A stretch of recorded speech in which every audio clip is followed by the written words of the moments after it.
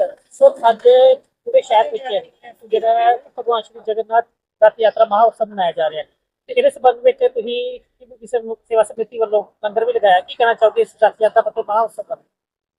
ਪਹਿਲਾਂ ਤਾਂ ਮੈਂ ਸਭ ਨੂੰ ਅੱਜ ਵਧਾਈ ਦਿੰਦਾ ਜਿਹੜੀ ਐਡੀ ਵੱਡੀ ਰਥ ਯਾਤਰਾ ਸ੍ਰੀ ਜਗन्नाथ ਮਹਾਰਾਜ ਜੀ ਗੁਰੂ ਮਹਾਰਾਜ ਦੀ ਜਾਂ ਭਗਵਾਨ ਸ਼੍ਰੀ ਉਹਨਾਂ ਦੀ ਨਿਕਲ ਰਹੀ ਹੈ, ਜਿਹਦੇ ਵਿੱਚ ਸਾਰੇ ਸਾਡੇ ਜਿੰਨੇ ਵੀ ਸਮਾਜਿਕ ਸੰਗਠਨ ਹੈ ਉਹ ਵੱਧ ਚੜ ਕੇ ਹਿੱਸਾ ਲੈ ਰਹੇ ਆ ਤੇ ਇੱਕ ਸੰਦੇਸ਼ ਦੇ ਰਹੇ ਆ ਏਕਤਾ ਦਾ, ਜਿਹਦੇ ਵਿੱਚ ਅਸੀਂ ਜਿਹੜੇ ਭਗਵਾਨ ਦੀ ਜਿਹੜੀ ਆਰਾਧਨਾ ਤੇ ਨਾਲ ਜਿਹੜਾ ਸਮਾਜ ਵਿੱਚ ਚੰਗੇ ਕਰਮ ਕਰਨ ਦੀ ਅਸੀਂ ਸਾਰਿਆਂ ਨੂੰ ਪ੍ਰੇਰਣਾ ਦੇ ਰਹੇ ਹਾਂ।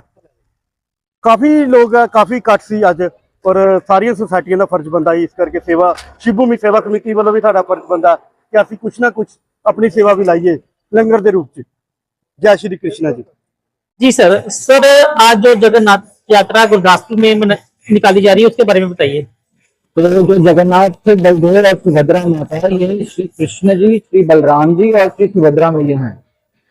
तो जो वृंदावन लीला में जो कृष्ण है वही जगन्नाथ है, और जो ब्रज लीला में वृंदावन लीला में जो बलदेव जी हैं, जो बलराम जी हैं वे बलदेव हैं, और जो उनकी बहन है ब्रज लीला में वो सुभद्रा है, और उन्हीं का नाम भी यहाँ पे सुभद्रा ही है।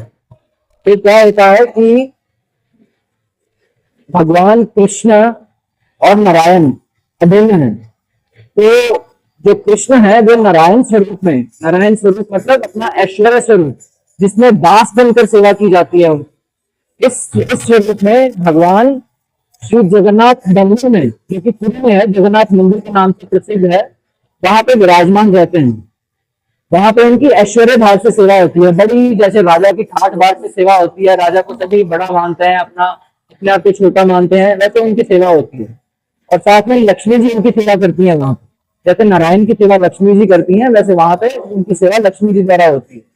तो साल में एक बार क्या होता है, भगवान का मन करता है कि मैं जो मेरे प्रेमी भक्त हैं, जहाँ पे ऐश्वर्य का भाव नहीं है, केवल मधुरता का भाव है, जो कि वृंदावन है, मैं एक साल में एक बार कुछ दिन वहां पे जाऊं, जो कि इनकी जहाँ पे इनकी मैया है, यशोदा जी हैं, नंद बाबा हैं, ग्वाल बाल हैं, गोपियां हैं और श्रीमती राधा रानी है। तो उनका मन करता है कि ऐश्वर्य सेवा को दूर करके यहाँ पे जो मेरे भक्त हैं, केवल जिनका प्रेम भाव है, जो मेरे को भगवान के रूप में नहीं मानते, जो मेरे को अपना करके मानते हैं, जो मेरे को अपना सखा मानते हैं, अपना पुत्र मानते हैं, अपना प्रियतम मानते हैं, मैं उनके पास जाऊं। तो भगवान साल में एक बार जगन्नाथपुरी मंदिर यहाँ वैकुंठ से वृंदावन जाते हैं।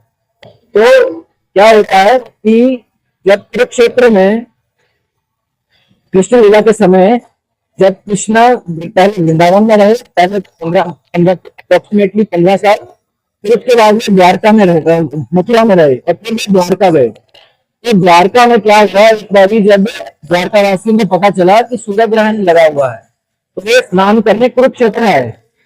तो क्योंकि जो ब्रजवासी है वे भगवान के मोह में बहुत, उनके विरह में बहुत उनकी तीव्र उत्कंठा हो रही थी उनसे मिलने की, लेकिन क्योंकि वृंदावन छोड़ के नहीं जा सकते थे, इसलिए उन्होंने सोचा कि कुरुक्षेत्र तो पास ही है, और कृष्ण क्योंकि अपने आए हैं यहाँ पे सूर्य ग्रहण के समय अपने सभी परिकरों को लेकर, तो वे भी वहां पे गए कृष्ण का दर्शन करने। वहां पे यशोदा भी गई, नंद बाबा गए, ग्वाल बाल गए, सखा गए, श्रीमती राधा रानी गई, सखियां गई, सभी गए। तो फिर क्या हुआ कि वहां पे जब उन्होंने भगवान का ऐश्वर्य स्वरूप देखा कि ये तो राजा के रूप में है, तो उनको वो अच्छा नहीं लगा। उनको तो वही स्वरूप भाता था जो कि मोर पंख लिए हुए, बांसुरी बजाते हुए, जहाँ पे भगवान नंगे पैर चल रहे हैं, जमुना जी की बाली है और सुंदर कुंज निकुंज हैं। इस प्रकार उनको भगवान का ठाठ बाट वाला जो स्वरूप है वो अच्छा नहीं लगा। उन्होंने क्या किया, उन्होंने भगवान के रथ पे बिठाया, और जो रथ के घोड़े के रस्से थे वो खोल दिए, और खुद भगवान के रस्सों को, जो रथ के रस्से थे उनको खींचने लगे, हाँकने लगे, और उनको वहां से कुरुक्षेत्र से वृंदावन लेके जाने लगे।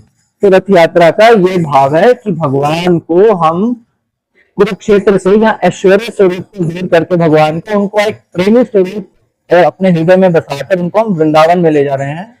तो वृंदावन मतलब हमारा हृदय, जो कि परम परम शुद्ध होना चाहिए यदि कोई भगवान की प्रेम से सेवा करना चाहता है। तो इस प्रकार उन्होंने इसे खोल दिए और चाहते थे कि ये भगवान हमारे उसी वृंदावन में आए, जहाँ इनका ऐश्वर्य स्वरूप नहीं है, जहाँ इनका राजा का स्वरूप नहीं है, जहाँ इनको हम अपना करके मान सकते हैं। तो रथ यात्रा का जो सबसे गूढ़तम भाव है वो ये है। ये बताइएगा जो 56 भोग है, वो 56 भोग को लोगों को नहीं मालूम पता लगता, 56 भोग भगवान जी को लगाए जाते हैं, वो प्रसाद आदमी खा जाते हैं। 56 भोग किस चीज का लगता है? तो जो 56 भोग हैं, तो ऐसा बताया जाता है कि 56 भोग और 36 व्यंजन बिना तुलसी प्रभु एक नहीं मानी। तो भगवान को 56 भोग लगते हैं और साथ में 36 व्यंजन लगते हैं। व्यंजन मतलब मीठे, तो मिठाई होती है। और जो 56 जो भोग हैं वो मतलब नमकीन और पूरी। जी सर आज जी जगन्नाथ यात्रा गुरदासपुर में कढ़ी जा रही है, ये बारे विस्तार नाल दस्यो। हरे कृष्ण जी। श्री जगन्नाथ जी की असीम अनुकंपा, इस्कॉन के दिशा निर्देश और हरे कृष्णा संघ के प्रयास और आप सभी भक्तों के सहयोग से जगन्नाथ जी की रथ यात्रा निकाली जा रही है। सभी भक्तों से अनुरोध है कि किसी रथ यात्रा में रथ में बैठे भगवान जगन्नाथ जी के दर्शन कीजिए, उनके रस्से को खींचिए, रथ के रस्से को, उनके प्रसाद को ग्रहण कीजिए। क्योंकि ऐसा शास्त्रों में लिखा है कि जो रथ में बैठे भगवान जगन्नाथ जी के दर्शन करता है, उनके रथ के रस्से को खींचता है, उनके प्रसाद को ग्रहण करता है, इसका इस धरा पर पुनर्जन्म नहीं होता। क्यों खींची जाती है सर? हर बार लोगों को मतलब ही नहीं है कि रस्सी क्यों खींची जाती है। रस्सी इसलिए खींची जाती है कि जगन्नाथ जी जब चले गए थे वहां पे, वृंदावन की सखियां रस्सी खींच के रथ यात्रा से अपनी ओर खींचते थे, आप वापस वृंदावन आइए। और हम इस भाव से रस्सी खींचते हैं कि भगवान जगन्नाथ हमारे घर में आए।